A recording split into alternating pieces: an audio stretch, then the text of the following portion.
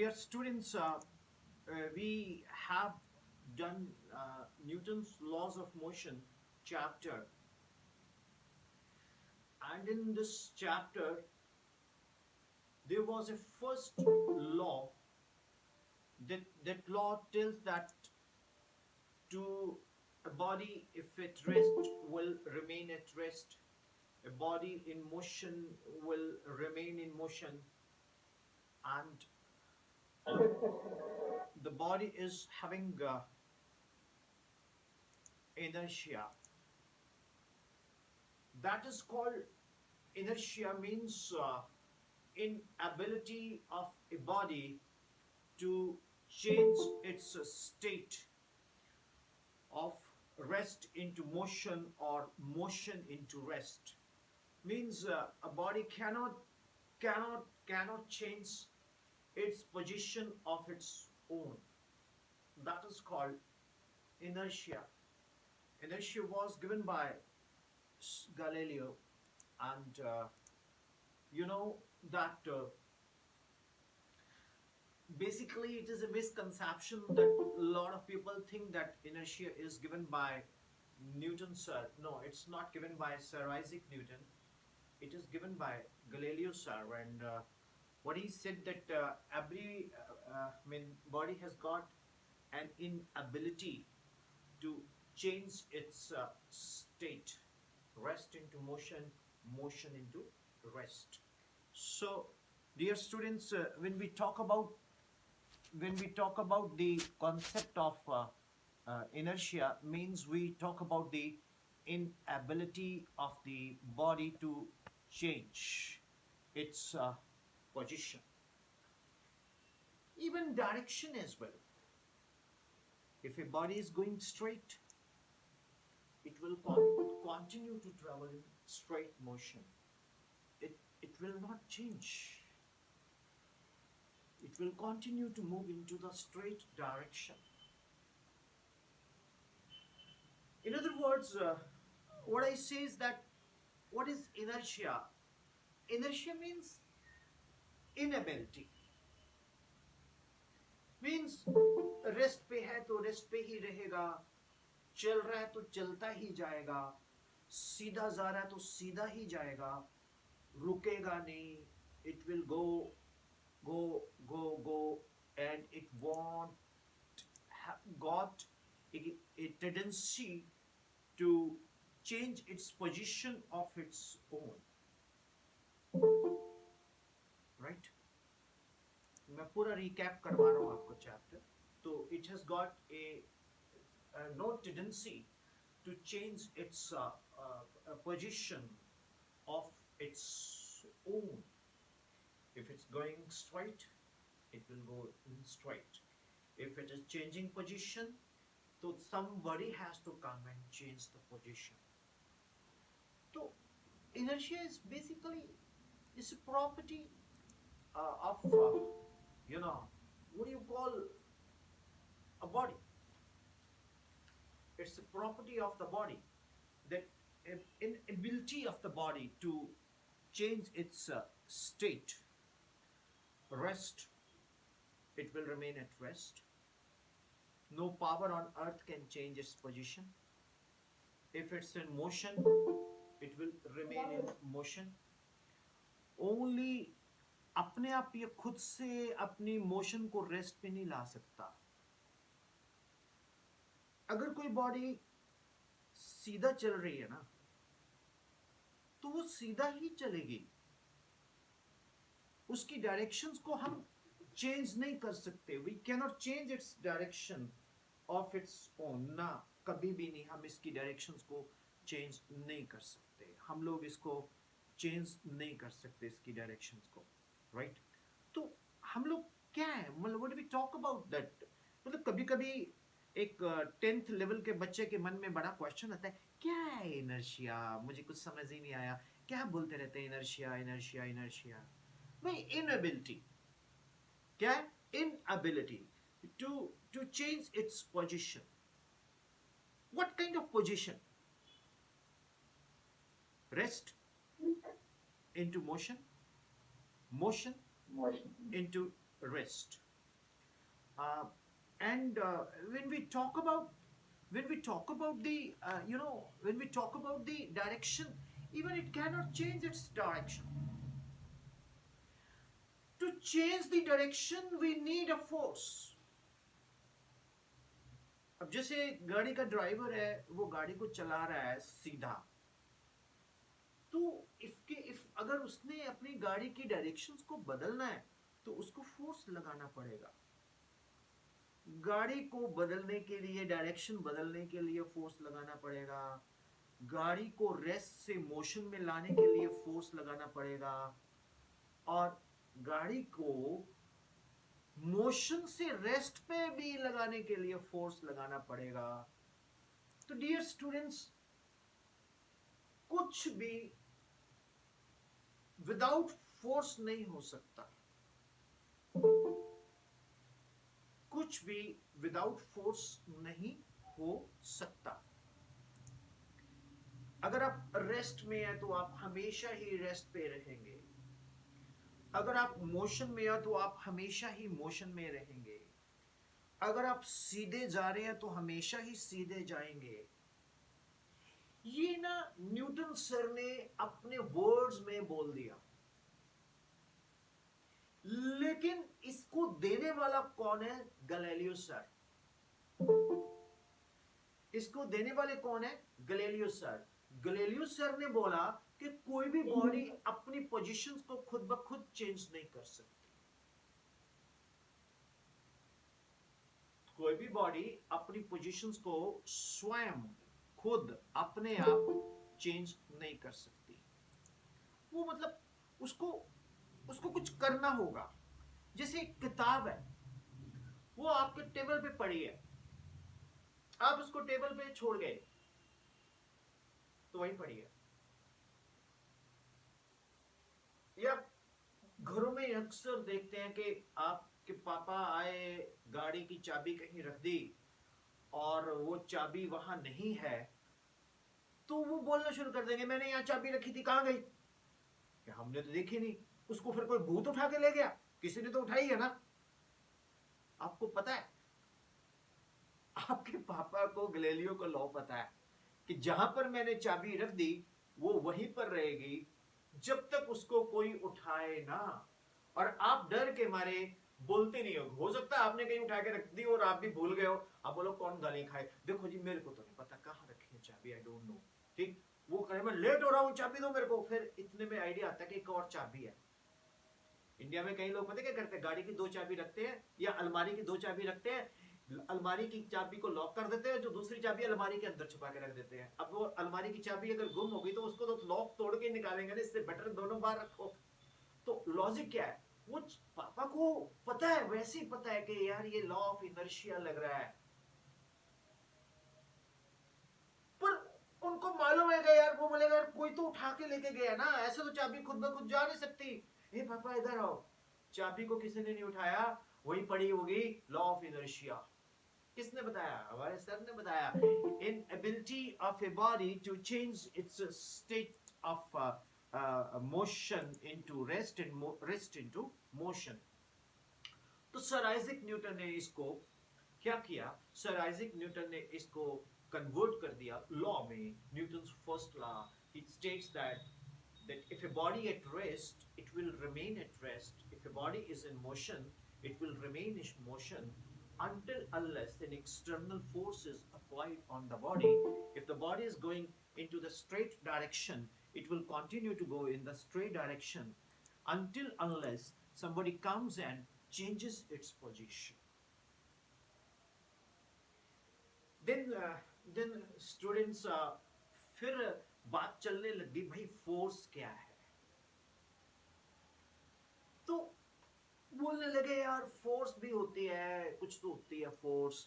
अब जनरली क्या होता है कि जब हम लोग पढ़ाते हैं या पढ़ते हैं तो हम लोग एक एग्जामिनेशन कॉन्सेप्ट को लेके चलते हैं कि हाँ भाई ये एग्जामिनेशन कॉन्सेप्ट है, उसमें क्या है कि मार्क्स आने चाहिए, मार्क्स आने चाहिए, वी शुड गेट मार्क्स।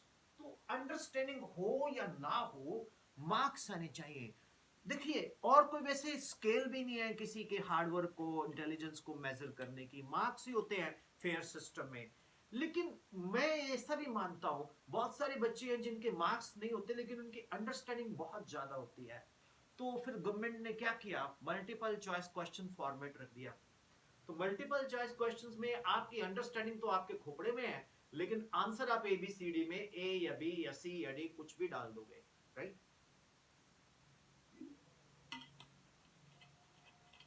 तो मैं आपको रिवाइज करवा रहा हूं सारा, मालूम है ना? हाँ। अरे क्या बोल रहे हो गरिमा? अनम्यूट करके बोलो।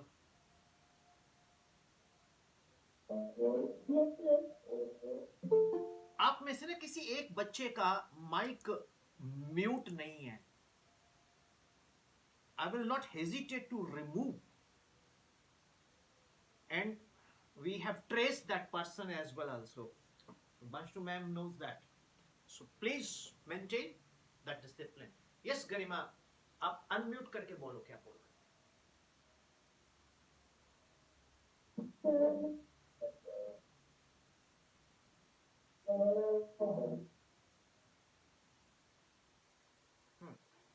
So what I'm saying is that Newton second law को जनरलाइज करने के लिए हमें मोमेंटम के बारे में जानना जरूरी है। What is momentum? That is the quantity of motion contained in a body. Normally जब हम मोमेंटम की बात करते हैं तो हम बोलते हैं momentum is mass into velocity. Please, ये डेफिनेशन नहीं है, ये इसका मेजरमेंट है।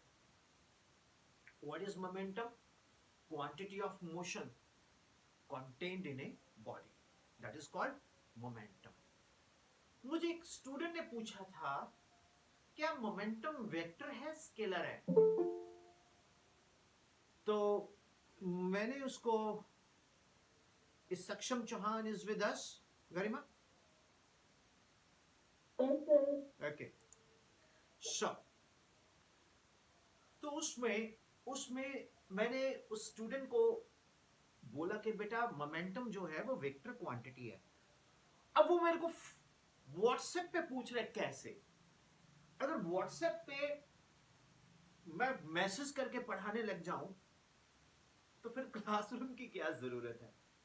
स्टूडेंट्स, मोमेंटम वेक्टर क्यों है? क्योंकि इसके अंदर वेलोसिटी इन्वॉल्व है।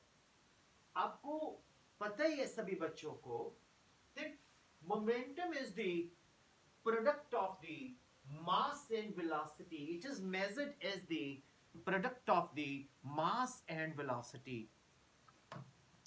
तो डियर स्टूडेंट्स, जब हम बात करते हैं momentum is product of the mass and velocity, तो उसमें ये बड़ा सिंपल सा कॉन्सेप्ट बन के आ जाता है कि देखिए यार, ये P है, ये mv बन गया। तो when we talk about the mass and velocity, that is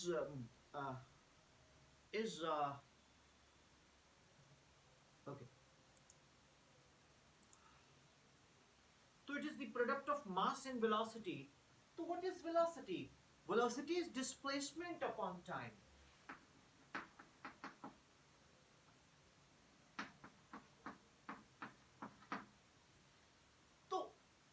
Displacement is what? Displacement is a vector quantity. Displacement is a vector quantity. So dear students, velocity is a vector quantity. क्यों? Time is a scalar quantity. क्यों? Time has no direction.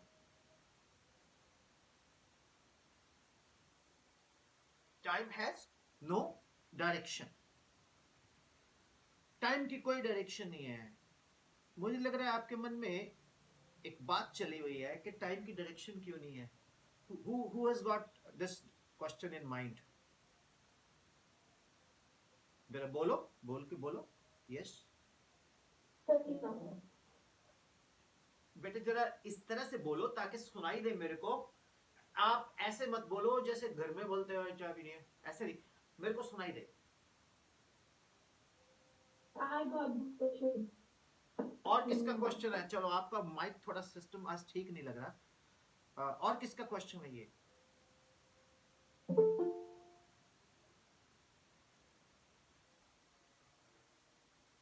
Yes sir. Anybody? अगर आपका question नहीं है तो फिर मेरा question आपको है।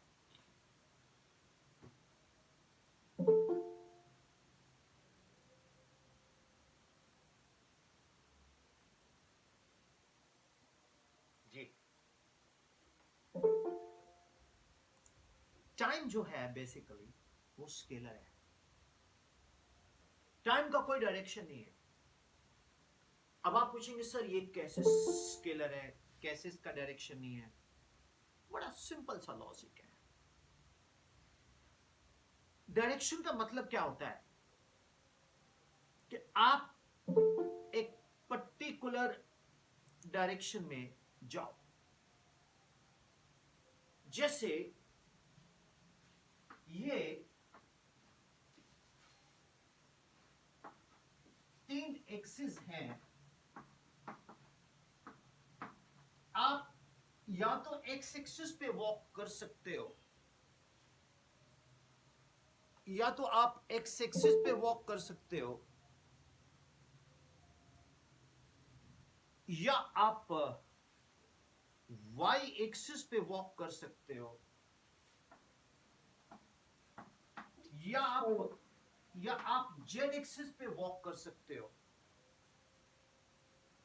तो जब आप एक पर्टिकुलर एक्सिस पे वॉक कर रहे हो तो आप एक पर्टिकुलर डायरेक्शन में वॉक कर रहे हो। अगर आप एक्स में भी वॉक कर रहे हो, वाई में भी वॉक कर रहे हो, जेड में भी वॉक कर रहे हो, तो आपका कोई भी पर्टिकुलर डायरेक्शन नहीं है।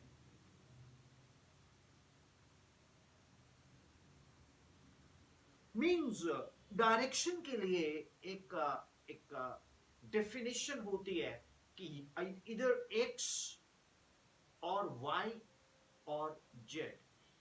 This is Y, this is X and this is Z. So अगर आप इस पे चल रहे हो, या इस पे चल रहे हो, या इस पे चल रहे हो, तो एक पर्टिकुलर डायरेक्शन में आपको जाना होता है। वो जो पर्टिकुलर डायरेक्शन है जिसमें आपको जाना होगा वो टाइम के साथ नहीं है। मान लीजिए कुछ बच्चे पैदा हुए एक्स एक्सिस पे, कुछ बच्चे पैदा हुए वाई एक्सिस पे, और कुछ के हैप्पी बर्थडे हुए जेड एक्सिस के। तो अगर टाइम एक्स एक्सिस के ऊपर चल रहा है वो बच्चे तो हो जाएंगे बूढ़े, और जो वाई एक्सिस पे है बच्चे वो वैसे के वैसे रहेंगे। जेड एक्सिस पे जो है वो भी वैसे के वैसे रहेंगे। अब मान लीजिए किसी का हैप्पी बर्थडे 2003 में हुआ, वो एक्स एक्सिस पे है, वो एक्स एक्सिस पे है। अब वो एक्स एक्सिस पे बड़ा होता जाएगा, और वाई एक्सिस जेड एक्सिस के गले में टैग डाल देंगे कि ये 2003 में पैदा हुए थे, वो वैसे के वैसे ही रो रहे हैं। 2021 में आ गए तो 18 इयर्स का वो तो बड़े हो गए, दाढ़ी मूछ निकल आई, और वो जो है वो वैसे की वैसी है, उनका टाइम रुक गया। ऐसा होता है क्या? आप सभी सभी लोग एक ही वक्त में एक ही कॉमन काम कर रहे हो, आप सब लोग बुढ़े हो रहे हो। अभी ये क्लास चल रही है, 20-25 मिनट पहले जो आप थे अब वो नहीं हो, आप 20 मिनट बुढ़े हो गए हो। तो यू आर ग्रोइंग। ऐसा नहीं है अभी एक बंदा बोले मैं तो एक्स एक्सिस पे नहीं रह रहा सर, मैं तो वाई एक्सिस पे रह रहा हूँ, तो वाई एक्सिस वाला तो बंदा वैसे के वैसे ही है जवान, अब जेड एक्सिस वाला भी वैसे के वैसे ही है, और एक्स एक्सिस वाला बुढ़ा हो रहा है। आप एक्स एक्सिस पे जा रहे हो, वाई एक्सिस पे जा रहे हो, जेड एक्सिस पे जा रहे हो, सभी एक्सिस पे जा रहे हो, तो आप लोग क्या कर रहे हो? मेरे को छोड़ के आप लोग बुढ़े हो रहे हो। ठीक? क्यों? टाइम की कोई भी पर्टिकुलर डायरेक्शन नहीं है। टाइम हर डायरेक्शन में चलता है। जब कोई हर डायरेक्शन में चलता है तो उसका कोई भी डायरेक्शन नहीं है। It has no particular direction. When there is no particular direction, it is said to be scalar, because vector is that which has got a specified direction as well as magnitude.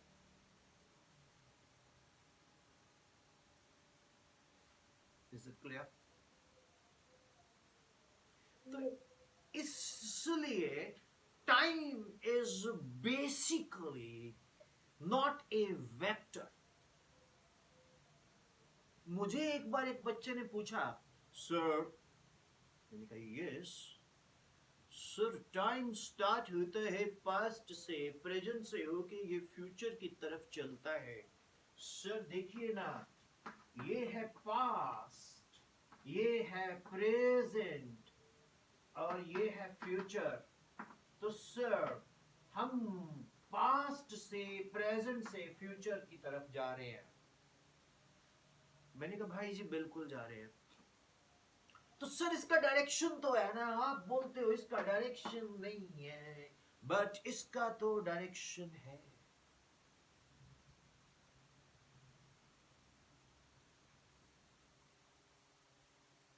बोलो सत्यनारायण महाराज की जय। अब मैंने सत्यनारायण जी से पूछ लिया, मैंने कहा सत्यनारायण भगवान जी कैसे हैं आप? कहते बेटा बहुत अच्छा हूं। मैंने कहा सर मैंने एक सीरियल देखा था महाभारत, कहते वो हमारे ऊपर भी टेलीकास्ट हुआ था, अभी लॉकडाउन में भी हुआ था। कहता सर, मैंने कहा सर उसमें एक बंदा बोलता मैं समय हूं, मैं तुमको लेके चलता हूं महाभारत के उस युग में। तो फिर वो दिखाते हैं महाभारत के बारे में, बोलता है, अब वो आगे की बात बताता है, समय ने सब चीज डिफाइन की। तो मैंने कहा सत्यनारायण सर मुझे ये बताइए व्हाट इज टाइम। अब सत्यनारायण सर बोलते बेटा इंग्लिश बोलोगे, हिंदी बोलोगे, पंजाबी बोलोगे, संस्कृत बोलोगे। मैंने कहा जी तुसी दसो केड़ी भाषा बोला मैनू, हिंदी, इंग्लिश, पंजाबी, उर्दू तो आंदी है, बट कहते बेटा संस्कृत में भी बोल सकते हो। मैंने कहा संस्कृत बोलोगे तो अहम गच्छति, गमिष्यते गमिष्यन्ति। तो हंसने लग गए। वो बोलते बेटा टाइम के बारे में सभी देवी देवता भी कंफ्यूज है। मैंने कहा मैंने जितने भी देवी देवता अवतार देखे हैं, किसी के दाढ़ी नहीं है शिव जी को छोड़ के, शायद उनका वक्त रुका हुआ है। हंसने लग गए, कहते मेरे को नहीं मालूम। मैंने कहा सर फिर क्या करूं मैं, बताओ। मेरे को तो बच्चे पूछते हैं सर डिफाइन टाइम। कहता तुम एक काम किया करो, तुम बोल दिया करो time is what the clock reads. Time is what the clock reads. समय वही है जो घड़ी बताती है, समा वही है जेड़ा घड़ी दसदा है, वक्त वही होता है जो वक्त दराज करने वाला यंत्र, वो मशीन बताती है, जिसको हम लोग घड़ी बोलते हैं। मैंने कहा सर वो तो बात सही है, मैं आपको बता देता हूं, बच्चे तो मानते ही नहीं है इस चीज को। मैं बच्चों से बोलता हूं time is what the clock reads, वो बोलते हैं नहीं सर, नहीं सर, हमें तो ये डेफिनेशन सही नहीं लग रही, time is not what the clock reads. मैंने बोला बच्चों को भाई time is what the clock reads. बच्चे बोलते सर हम नहीं मानते इस चीज को। मैंने बोला फिर आप बताओ व्हाट इज टाइम।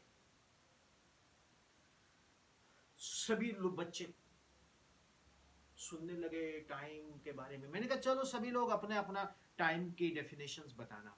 कोई बोलते sir time is that which is I see, you know, when cesium atom में vibrations होते हैं, that is equal to 1 second. मैं कहा that's true, but that is also cesium atom you're talking. You define mass, it's the quantity of matter contained in the body. You define displacement, it is unique, shortest, independent of the choice of reason. It does not tell us the time of it does not tell us the type of the motion, and it is a vector quantity. You define momentum, it is the quantity of the motion contained in the body. But what is time? भगवान भी confused. फिर एक महाराज कथा कर रहे थे, वो बोल रहे थे इंसान प्राणी किधर जा रहा है, ये वो सो। तो फिर मैंने उनसे पूछ लिया, मैंने कहा महाराज मेरा एक प्रश्न है, अगर आप उसका उत्तर दे दो तो मैं बहुत आपका आभारी, ऋणी और आपका चेला बन जाऊंगा। कहते बोलो बेटा। मैंने कहा समय क्या है? कहते बेटा समय बहुत अच्छा है, ठंडी का मौसम है, शाम का वक्त हो गया है, संध्या काल है, बहुत अच्छा समय है, और हमने प्रवचनों से समय बांध दिया है। मैंने कहा भूतनी के मेरे को ये बता डेफिनेशन क्या है टाइम की, व्हाट इज समय, मैंने बच्चों को बतानी है। उसको नहीं आई, बट मेरे को वो प्रवचन बड़े पसंद आए, वहां खाने पीने को बड़ा सामान था। फिर मैं अपने टीचर को मिला और मैंने आज उनको भी रिक्वेस्ट किया है, वो भी आपको एड्रेस करेंगे बहुत जल्दी, प्रोफेसर सुरेंद्र लाल बहुत जल्दी एड्रेस करने वाले हैं। तो मैंने उनसे पूछा सर व्हाट इज टाइम? कहता टाइम अभी तो 6:46 है। मैंने कहा नहीं सर डेफिनेशन। कहता नहीं। फिर मेरे एक बहुत अच्छे दोस्त हैं, वो जवाहर नवोदय विद्यालय में काफी अच्छे हैं, वो उनसे पूछा व्हाट इज टाइम? कहता सर आप घड़ी नहीं रखते? मैंने कहा नहीं सर मैं आपसे पूछ रहा हूँ, फिजिक्स के सर हैं। कहते बस अभी तो सर 1:30-2 बजे है, लंच करेंगे, बाद में आप बार बार क्यों टाइम पूछ रहे हो? मैंने कहा सर डेफिनेशन उनको भी नहीं पता। तो जो भी बच्चे इसको सुन रहे हैं, अगर किसी को टाइम की डेफिनेशन पता चल जाए तो मेरे को बता देना, भैया मेरे को तो नहीं पता। बस एक ही चीज बोलता हूं, time is what the clock reads, time is what the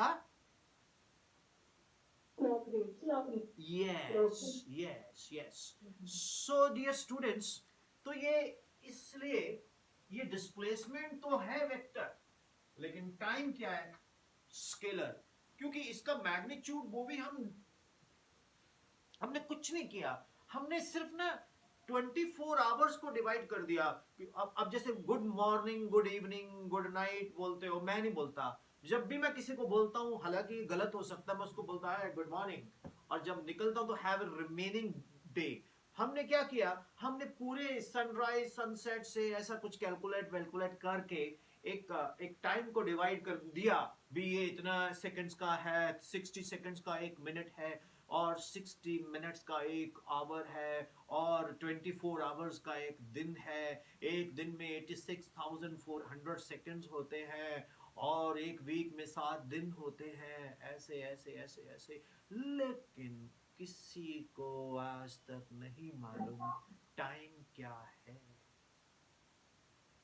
So dear students, Newton का जो सेकंड लॉ है वो बोलता है time is that whenever there is a change in momentum, then F is proportional to ddt of p।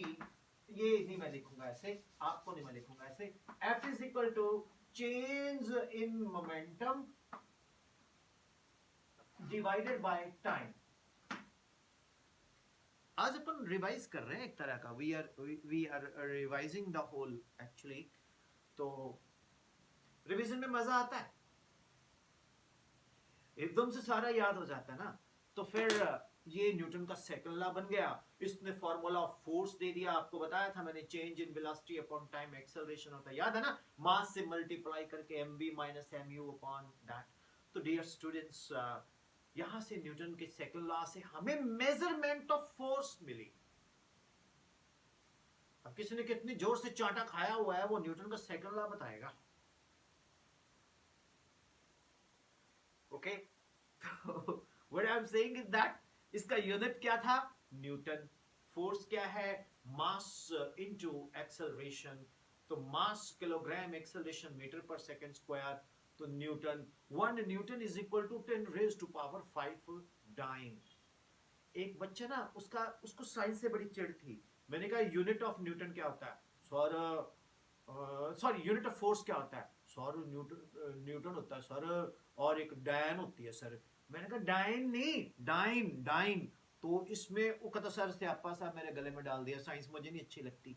अरे भैया, subject अगर आपको समझ नहीं आ रहा तो उसका फॉल्ट मेरा है, सब्जेक्ट थोड़ी बुरा है। तो आपको मैंने बताया कि 1 newton is equal to 10 raise to power 5 dyne. 1 newton किसके इक्वल था, that is equal to 1 kilogram into 1 metre upon second square. Then my dear students, I have told you about the relations that 1 newton is equal to 10 raised to power 5 dynes. Dear students, फिर हमने बात की थी Newton's third law की, to every action there is equal and opposite reaction. Action and reactions are equal and opposite.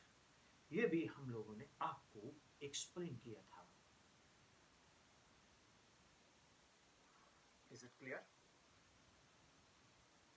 तो मैं हाँ, second part में मैं आपको बताता हूँ न्यूटन्स थर्ड लॉ के बारे में।